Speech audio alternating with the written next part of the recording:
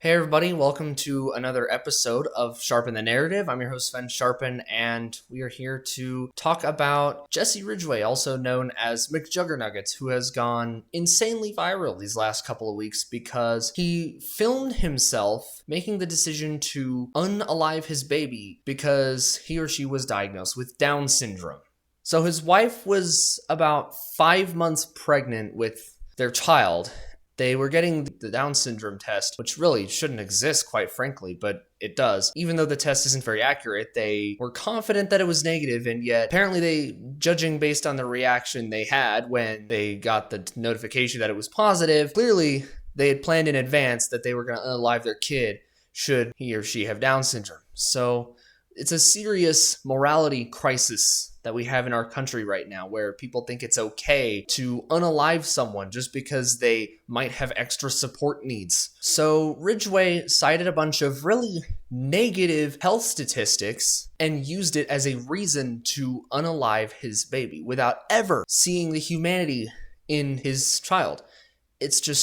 It's insane what we are living in. Most people with Down syndrome typically live very happy lives. They're very fulfilled. Despite all of the medical problems that they might be dealing with, they're still very happy people. A super far cry from what the autistic population is dealing with. They're the happiest, living the most fulfilling lives you can think of, while the autistic population is the one that is the most depressed.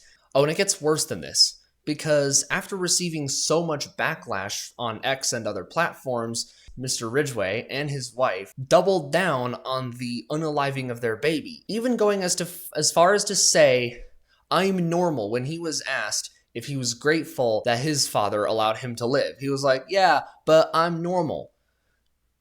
It's stuff like this that made me as a kid it made me hate being different as a little kid.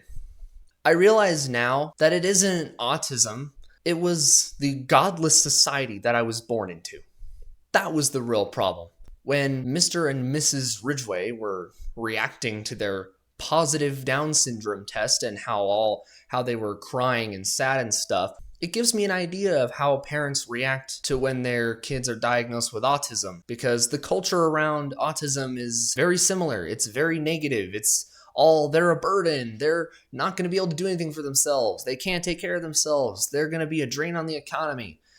Yeah, right.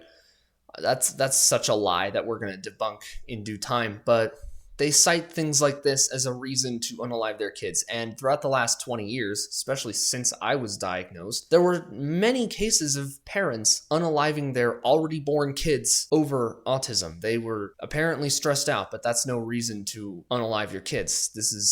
It is evil, what we are seeing. It is a godless society. And you really can't survive as a country if you can't agree on objective morality. So yeah, Down syndrome is compared with autism a lot. I'll say this before we head off here. The Down syndrome test has existed for decades, and 2/3 of babies with Down syndrome are unalived in the womb whenever they get diagnosed in the womb.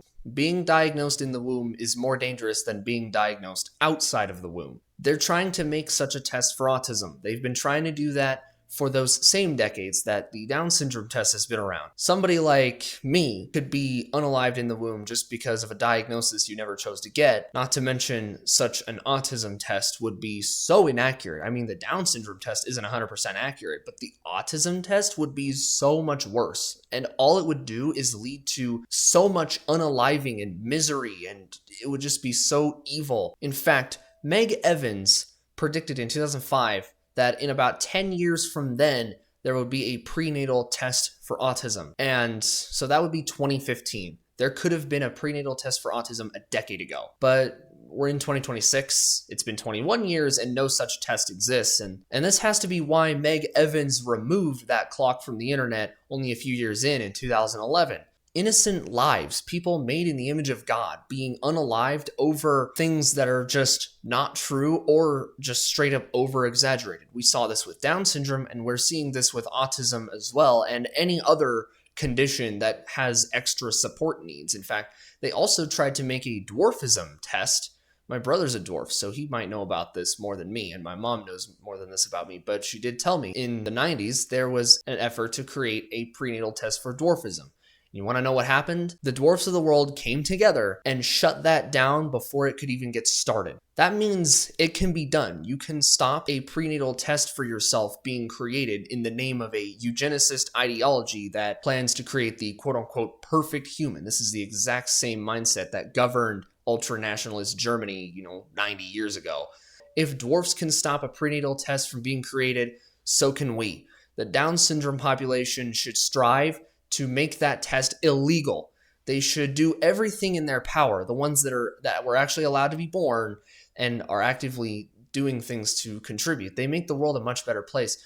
They can use their charisma and their righteousness to make this test illegal. This test should be illegal, and there shouldn't be any exception to that rule. And we as autistic people should also absolutely come together in order to stop such a test from being created. We will not let that happen. Kids these days are being treated like consumer products to be bought and sold that need to be of a specific quality, of a specific expectation. That is just godless. Children are not like objects. Children aren't Christmas presents to be opened.